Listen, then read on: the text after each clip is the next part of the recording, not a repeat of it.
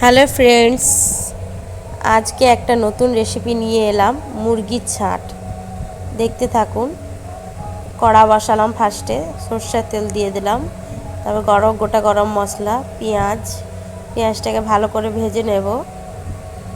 যতক্ষণ না brown colour আসছে ততক্ষণ ফ্রাই করতে হবে।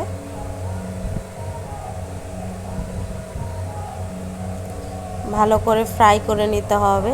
এবারে তার সাথে আদা বাটা, রসুন বাটা, ওটাকে একটু ভাজা ভাজা করে নিতে হবে। ওইগুলো যতক্ষণ না কাঁচা গন্ধ যাচ্ছে ততক্ষণ ফ্রাই করতে হবে। এবার একটু লবণ দিয়ে দেবো, তাহলে মশলাটা একটু ভালো করে ভাজা হবে।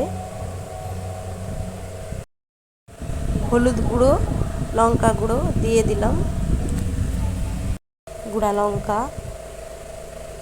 ওটাকে একটু ভাজা ভাজা করে নেবো। যে সামান্য একটু জল দেবো যেন ভালো করে কষানো হয়।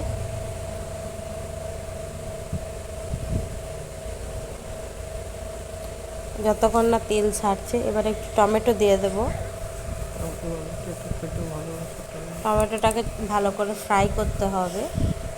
কি সুন্দর দেখুন, কালারটা খুব সুন্দর এসেছে।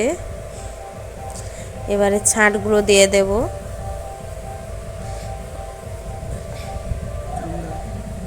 চামড়া বা ছাট যেটা বলবেন। এবারে ওটাকে লাড়াচাড়া করতে হবে।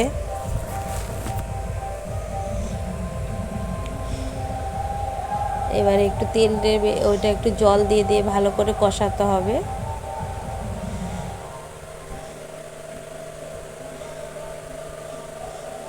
কত সুন্দর কালার এসেছে, আমার জিভে জল চলে এলো। আমাদের বাড়িতে খুব ভালোবাসে এটা সবাই খেতে। এবারে কাঁচা লঙ্কা দিয়ে দেব। ওটা তেল বেরিয়ে এসছে। এবার রসুন দিয়ে দেব। কটা রসুনটা দিলে আরও একটু টেস্টটা বাড়ে। আপনারা যদি খেতে চান তাহলে দেবেন, না খেতে চাইলে দেওয়ার দরকার নেই।